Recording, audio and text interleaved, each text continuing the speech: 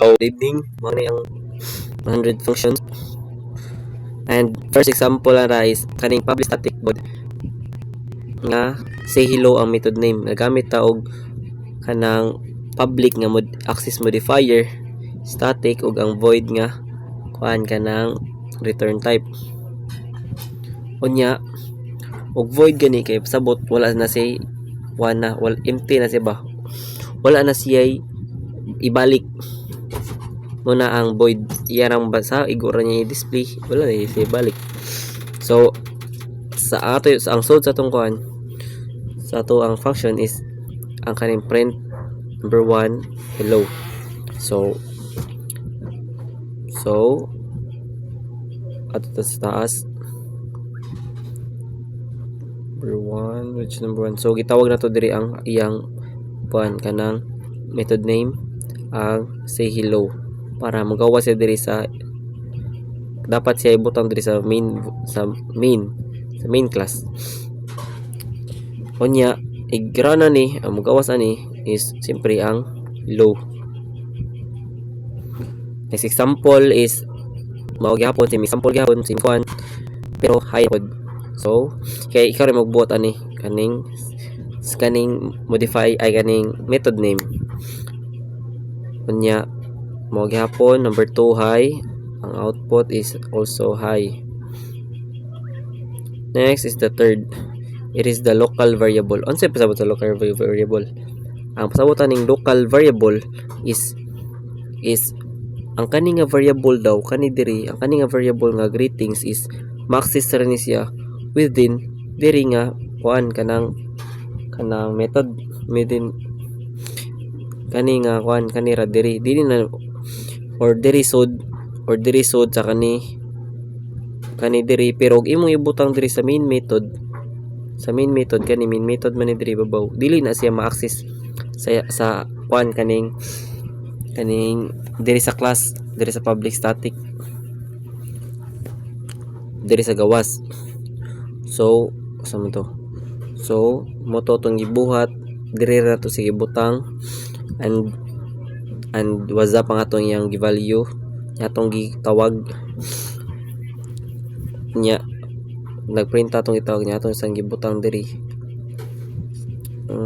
sa to. So gitawag sila to diri ang greet na diri ang greet nga si tawag ni day. Next mao gihapon ang example sunod nagbutang rata diri ay lain na po day ang sunod nga example is ang global variable. Sabot sa global variable bisag asa nim ay adto nimo sa ibutang sa kaning diri sa babaw nimo sa ibutang para ma-access sa tanan. Sabot global gani ma-access sa tanan so diri nimo sa ibutang diri dili nimo sa ibutang diri sa sud sa main class diri nimo sa ibutang sa gawas ari or either diri sa bus ay para ba siya. So mo to gisuway nato kitawag nato ang iyang kuan iyang variable diri nya pag-abot diri sa kuan atong dingi kuan ang iyang method name kaning say section. Next is the say number mao sa gyapon si example gyapon na diri ang iyang kuan iyang variable iyang nadira para mag global variable siya nya magyapon ang atong gibuhat. Next is number 6 ara na magsugod ang kuan kanang argument na to sa ani ari na to ang kadiri wala value ang iyang sud sa parenthesis nya diri isudlan na nato og string nga nag variable og word. So gibut ang tawag gani niya kay argument ang sud sa kaning parenthesis mo ni ang tawag niya argument. Unya nagprint dira og nagbutang ta dira og print then gitawag nato ang word nga kanang variable para sa gibutangan ani. So ang kuwang nato is the parameter ay ang kuwang nato is ang pag-declare og mo ni ang parameter unya ang kuwang nato is mag-declare ta og argument. ang kaning tibuok is parameter and sulod ani is mo ni siyang argument. So mo ni ang noun sa argument. So the argument is this. Kani string nga argument is hi there. Mo ni ang argument kaning argument. So mo to ang atong gibuhat, gitawag na to ang kuan ngan kanang method name atong itawag. Sunod is kuan kanang add na dire ta magkuan di sa ta mo abot sa kuan public static return. Itong na ni return kani public static int di sa ta mabot dire ari sa ta sa una nga void nga add. So buhat yung parameters diri ni parameters int usa ka int kaduha nga int. So nagbutang gyapon tayo diri og kuan kanang para print, and then gibutangan nato diri og kuan kanang yung variable para mao ang basahon sa babaw. Yang ato ang argument gibutangan nato og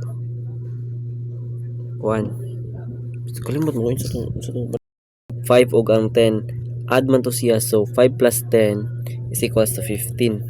So mao ni ang iyang kuan man iyang method name. Kuha na to yung method name niya atong gibutangan og kanang argument, which is the num1 is 5 and the num2 is 10. Awan na to diri number 5, which is where's number 5? Ay, it's multiply pala di pala to add. My bad.